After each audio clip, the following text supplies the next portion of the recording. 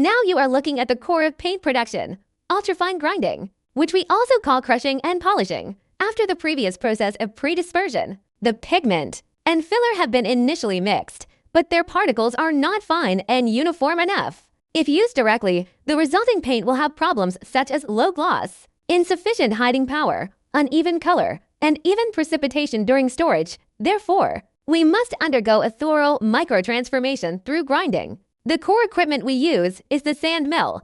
It is like a super gem of pigment particles. The predispersed flurry is being pumped into this grinding chamber. When the equipment is started, the high-speed rotating stirring shaft will drive these tiny grinding media to perform violent movements. There will be tremendous shear force, impact force, and friction between them. Under the combined action of these forces, the pigment clumps are thoroughly broken up, ground, and finally dispersed to the ultimate state of fineness.